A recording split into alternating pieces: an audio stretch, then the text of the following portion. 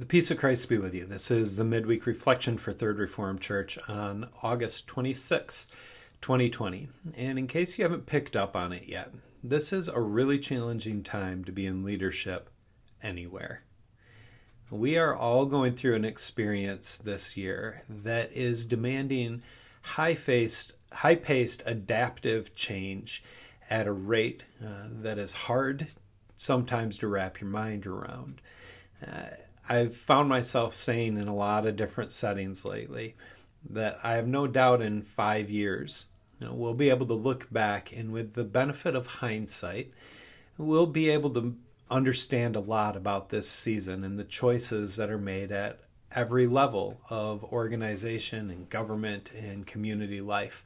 We'll be able to recognize what worked well and what didn't work well, of what decisions were rushed and which ones could have been made quicker. But right now, we're just in the middle of it. And so the role for any of us as leaders, if that's in making decisions for our school-aged children, our own personal safety, or for the life of a congregation, is about making the next best step given the information available to you in each moment. That is the best that we can do. And for myself and for the consistory and staff here at Third Church, that's what we've been trying to do since March, when this pandemic arrived at our doorstep, and this process of fast-paced adaptive change was set into motion. We've been trying to make decisions that meet a broad range of needs, from the physical safety and well-being of our congregation and our broader community, especially the most vulnerable members of it, all the way over to the spiritual and emotional needs that are met through relationships and connectivity and being gathered together. And it has been a difficult path to try to walk. But I have been so grateful for the leaders that this congregation has called out and entrusted to walk this path and to help us collectively find our way through it. We've been doing good, hard work together. Last night, consistory met again here at church and talked about a whole range of issues, including how best to build community and rebuild and sustain connections for the entire congregation, regardless of when people feel comfortable being in gathered worship. We talked about long-range planning and what the next couple of years are going to look like, and talking about big picture questions around budget and mission and how we're going to structure our life. And we talked about the importance of gathered worship, how grateful we've been, especially for the last 3 weeks of great weather, meeting out in the front lawn for worship, and exploring when we will be able to safely make our way back into the sanctuary for gathered worship there. That is a question that generates a lot of passionate responses for people. Some feeling we're moving too quickly, some feeling we're moving at a glacial pace that makes no sense. And I'll just say that I'm grateful that at this point in time, our leadership body and consistory reflects our broader congregation. So at the beginning of the summer, we put together a plan that had us moving back into the sanctuary for large gathered worship when our region was upgraded to stage 5 according to the state's Safe Start plan. We've been in stage 4 now since the middle of June. And with schools resuming instruction and people kind of loosening up some of the restrictions around who they're engaging with, we don't anticipate that we'll get moved up to 5 very soon, which presents a pretty sticky situation because we live in Michigan and the front yard is not going to be an option forever. And so one of the questions that consistory has been wrestling with is, do we need to revise that approach? Have we learned enough about the virus to safely be able to resume gathered worship in the sanctuary once the front yard is no longer an option, even if we haven't been upgraded to stage 5. We've been drafting guidelines, thinking through all of the logistics, because there are more nuts and bolts details that go into pulling something like that off than just saying, well, we'll use every other pew.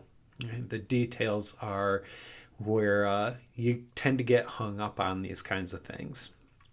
And at consistory last night, it was evident we're pretty well split right down the middle in opinion on if that's a responsible approach or not, to speed that process up and to break it from the state recommendations that we have built our Safe Start plan around since May.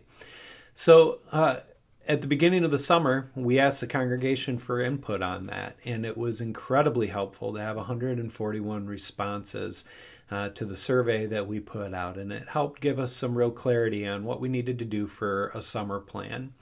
We're going to be doing that again as we look towards the fall.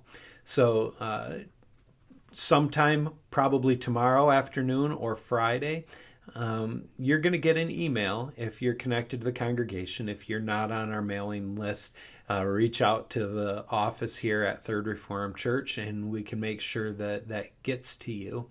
But we're trying to glean from the broader wisdom of the congregation to help us make wise decisions to take the next best step with the information available to us right now. So it is hugely important that you take time over the next week or so that survey is going to remain open to let us know what you're thinking. What are the questions that are still on your mind? Where is your personal comfort level with being gathered in indoor spaces with others right now?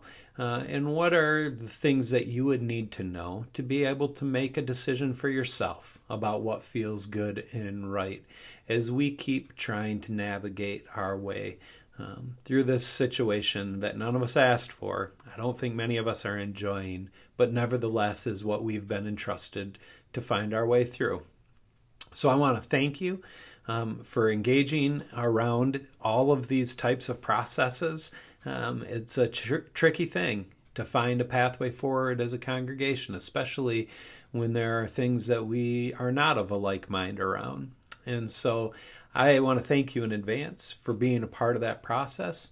I want to thank you for prayerfully supporting the work of consistory and staff as we keep trying to innovate and find creative ways to keep being the church given the restrictions that we've been met with this year.